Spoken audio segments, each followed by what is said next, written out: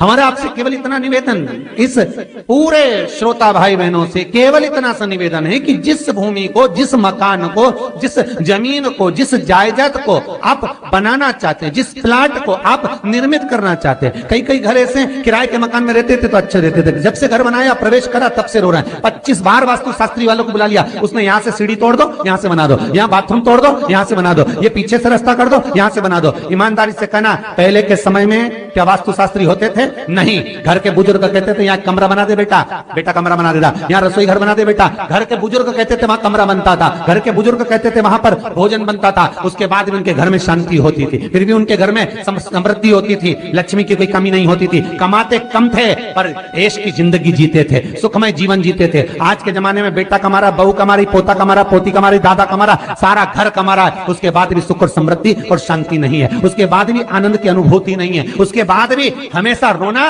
केवल सुख का होता है। जरा सा घर में 4 लोग रह रहे हैं पर चारों के मुंह भगोने जैसे रहते हैं, एक तपेले जैसा मुंह, एक भगोने जैसा मुंह, एक थाली जैसा मुंह, एक बल्टोई जैसा मुंह, सब कोई बोलने को तैयार नहीं, क्योंकि जब जब बोले तो बर्तन की आवाज आए तो बोलेगी। एक माँ बैठी टीवी के सामने, एक माँ बैठी, एक सोफे पे बैठा, बोले ही नहीं आपस में।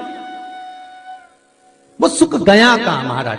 कई लोगों के मैसेज आते हैं, गुरुजी हम बड़े दुखी हैं, कारण क्या है? बस कारण इतना सा है कि आपने जब मकान का निर्माण कराया, वास्तु शास्त्री को बुलाया, इंजीनियर को बुलाया, सब ठेकेदार को बुलाया, सबको बुलाकर मकान, प्लाट, जमीन, जायदाद सब दिखवाया, पर आपने उस भूमि पर पद्म पुराण कहती है, धेनु मानस कहती है, स्कंद पुराण कहती है कि उस प्लाट पर आपने 3 दिन तक एक गौ माता को नहीं बांधा। 3 दिन तक एक गाय को उस प्लाट पर बांधकर चारा खिलाते, ना वास्तु शास्त्री को बुलाने की जरूरत पड़ती, ना कभी समृद्धि की, ना सुख की जरूरत पड़ती, क्योंकि गाय उस जगह से सारी इंद्रियों को आनंदित देकर सुख प्रदान कर देती है।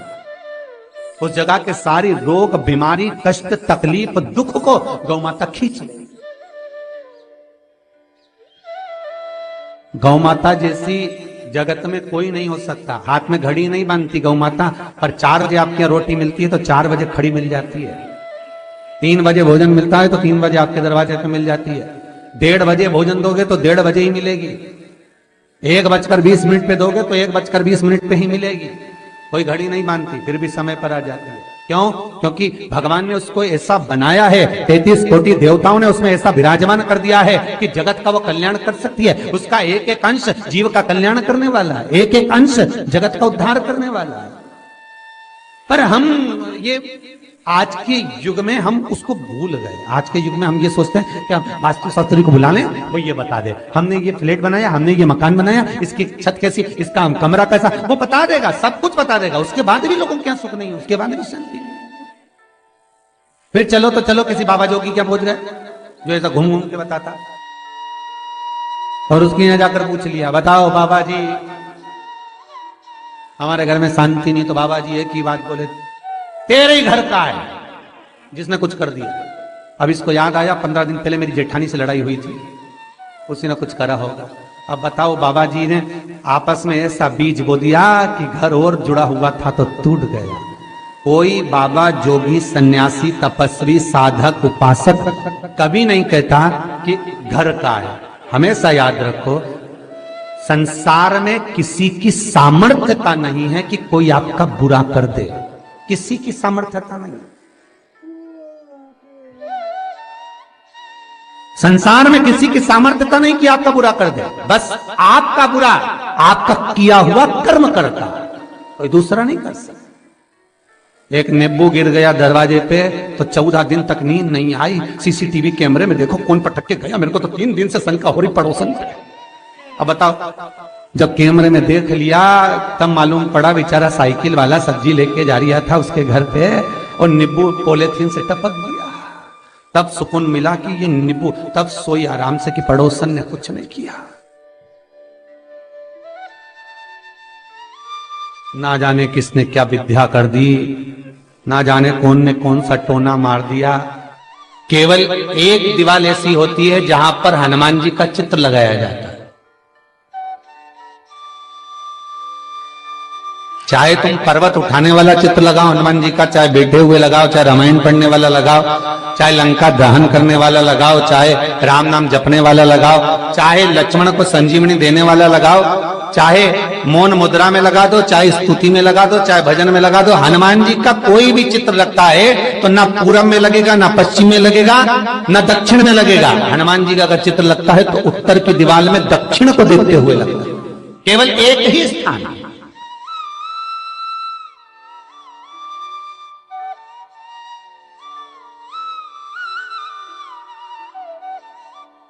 जैसे पूर्वजों के चित्र को, पितरों के चित्र को, गए हुए हमारे जीवों के चित्र को दक्षिण में विराजमान किया जाता है, उसी तरह हनुमान को उत्तर में विराजमान कर कर दृष्टि दक्षिण में कर दी जाती है।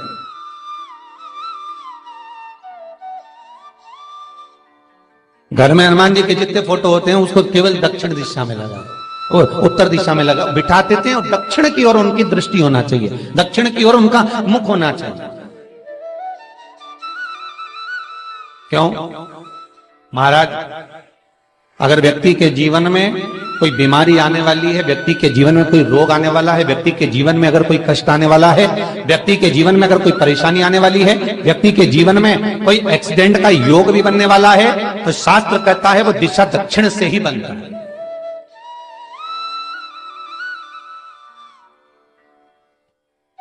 ये दक्षिण जो दिशा है ये यम की दिशा है। यहां संपूर्ण परिवार के साथ यमराज अपने आनंद में निवास करता है, यम दिशा। और जब हमारे घर में, हम ये नहीं करें कि आप हनुमान जी का फोटो लगाओ, हम ये भी नहीं करें, आपके घर में हो और आपने अगर विराजमान कर रखा है किसी दिशा में, तो हमारा तो निवेदन रहेगा, अभी तक आपने अगर जैसा रखा पर एक बार दिशा बदल कर देखना कि रोग, बीमारी, कष्ट, दुख, तकलीफों में आपको लाभ मिला कि ना मिला। हनुमान जी ने केवल दक्षिण दिशा की ओर अगर मुख कर हमने विराजमान कर दिया, फोटो ही विराज दिया। हम ये नहीं कहेंगे आपसे कि आप बाजार से फोटो खरीद कर लाओ फिर लगाओ, नहीं, आपके घर में हो तो आप लगा दीजिए, आपके घर में हो तो विराजमान करें।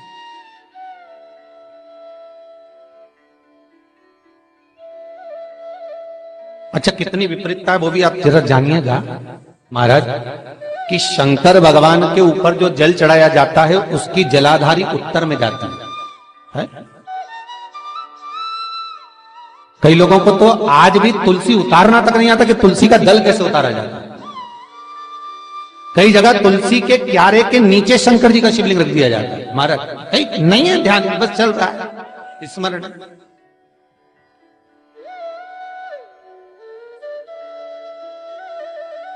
भगवान शिव का जो जल जा रहा है वो उत्तर की ओर जा रहा है, और हनुमान जी को उत्तर में विराजमान कर मुख दक्षिण की ओर कर दिया गया।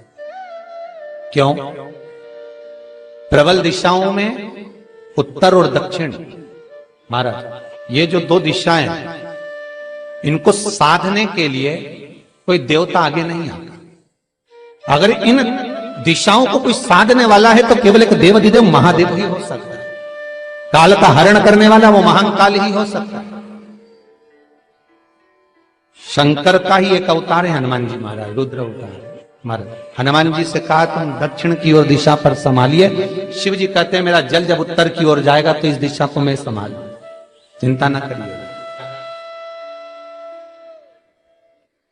किसी लड़का और लड़की का विवाह नहीं हो रहा। जानकारी अच्छी लगी तो प्लीज लाइक, 30 साल हो गए, 32 साल हो गए, 34 साल हो गए, लड़का लड़की का विवाह ही नहीं हो रहा। बहुत टेंशन है माता पिता।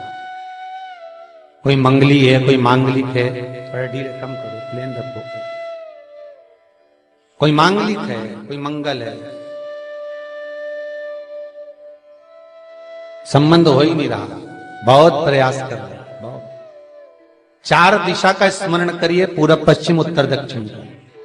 हथेली पर आटे का दीप लगाइए, घी भर लीजिए और 4 बत्ती उसमें अलग अलग रख लीजिए महाराज।